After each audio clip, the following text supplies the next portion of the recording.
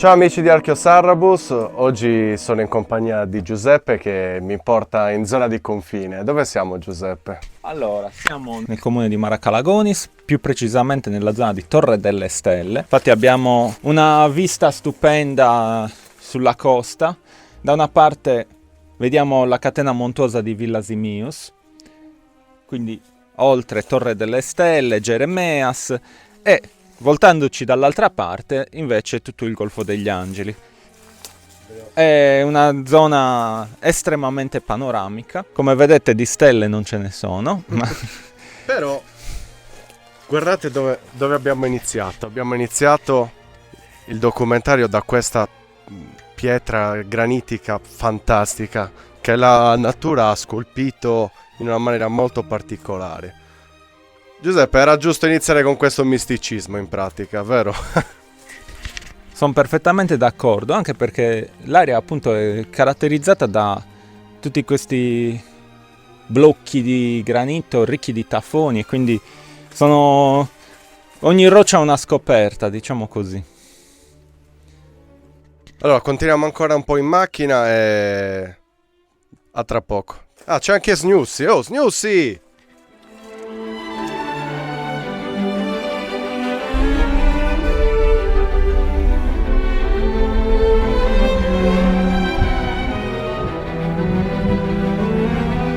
Abbiamo intrapreso questo sentiero, che è una strada in pratica, e andremo verso la cima del Monte Niedu, dove troveremo questa struttura. Difficile da descrivere, io ci sono stato soltanto una volta. La particolarità è la struttura proprio del monte, o meglio, è la struttura del nuraghe che si adegua alla struttura della montagna. Cosa che abbiamo già visto quante volte. Tante volte, ma in questo caso è molto particolare ed è quello che mi ha colpito e mi ha spinto infatti a proporti di venire qui a dare un'occhiata, perché sono sicuro che anche una visione dall'alto ed insieme possa permettere di capire meglio come è strutturato questo particolare nuraghe. Oggi dimostriamo tra l'altro che furono i nuragici a inventare il personaggio di Pac-Man. Ad occhio nudo si nota, magari nel montaggio aggiungiamo qualche immaginetta dopo che ci avviciniamo, no? Yes. Allora, è venuto il tempo di salire. Ma adesso raggiungiamo un altro sentiero simile a questo. Ah, ok. Attraversiamo questa parte di vegetazione, così facciamo prima, se no ci tocca fare giri lunghissimi e non ne vale la pena. Adesso lasciamo il sentiero. C'è in effetti un sentierino così di cacciatori che ci permette comunque di raggiungere abbastanza agevolmente il punto. Il Pac-Man, esattamente.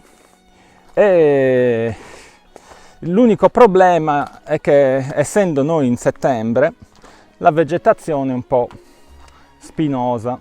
Non ci fermeranno i cespugli spinosi. Direi proprio di no. In Sandusu. Questa che è un coso, è un'autostrada. Assolutamente. Ma come vede il cane conosce la strada.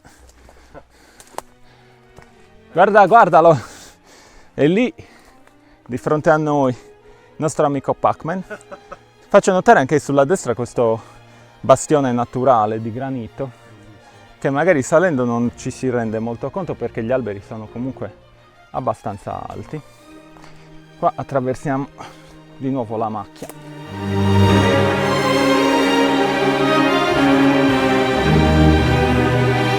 Qui è Duopo, appunto. Dopo cominciare a darci un'occhiata in giro. Non vuol dire niente, ma gli accumuli di rocce sono molto sostanziosi. Alcuni hanno anche delle forme un po' circolareggianti, il che in qualsiasi punto della Sardegna non lascerebbe sospettare nulla, ma noi in questo punto sappiamo precisamente che c'è un nuraghe, quindi ogni roccia potrebbe essere, come dire, oggetto di indagine, visto che sappiamo che qui c'è passato l'uomo. E qua appunto abbiamo anche questa specie di scalata naturale e si notano poi anche le rocce che formano un'ulteriore bastionatura. E ti invito, Marco, a guardare anche dall'altra parte. Esatto, mamma mia. Perché si vede che anche lì la zona è ben protetta da questi contrafforti rocciosi.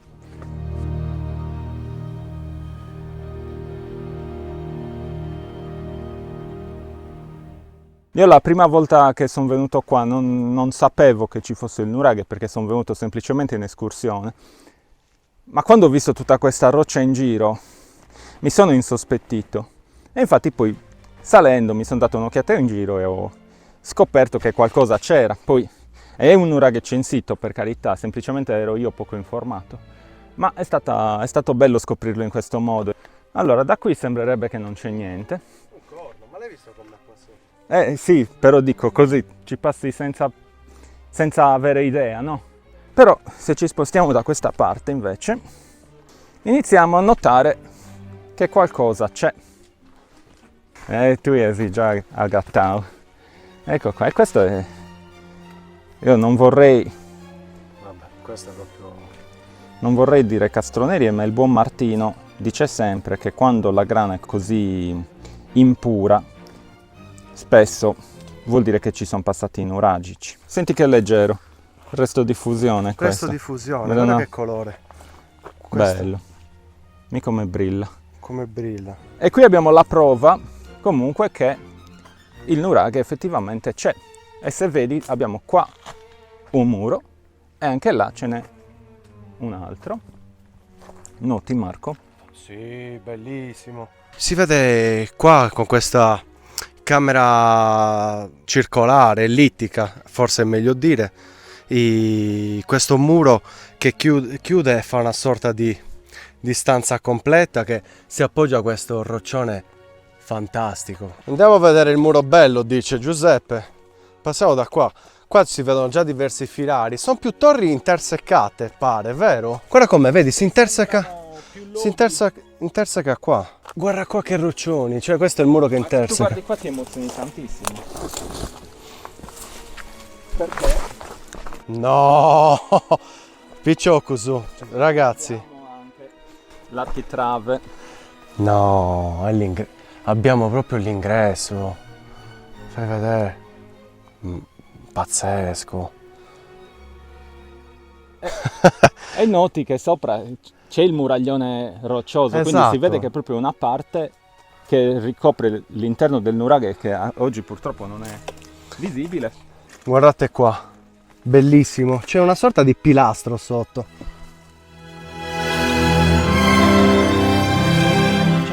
C'è un tronco pazzesco. Ma o l'hanno messo? No, sì, è stato messo. C'è una nicchia qua sotto e hanno utilizzato un tronco per metterlo in sicurezza. Guarda questo. No, guardate questi. Ragazzi belli, oggi è quasi una riscoperta, devo dire, di ciò che è stato questo sito. Ecco Snussi, il protagonista. Questo doveva essere un manico. Questo invece è la parte del bordo di un piattone, guardalo. Sì. Bello sostanzioso. Esatto. Quello doveva contenere qualcosa di pesante. Più vani proprio. E guardate che vista. Quella che torre è? Quale? C'è la torre lì. Quella dovrebbe essere Cala Regina. Cala Regina. Siete pronti? Sto attraversando questo muro per farvi vedere lo spettacolo. Queste rocce e poi tutto il Golfo degli Angeli, che purtroppo non si vede bene a causa della foschia. Oggi proprio abbiamo beccato una giornata senza vento, eh? Ci usciranno delle dronate interessanti. È da notare come qui siamo proprio, diremmo noi, al confine fra il Sarrabus e il Campidano, perché da una parte abbiamo appunto le montagne di Villa Simius, dall'altra vediamo il Sette Fratelli, dall'altra là si vede Minimini.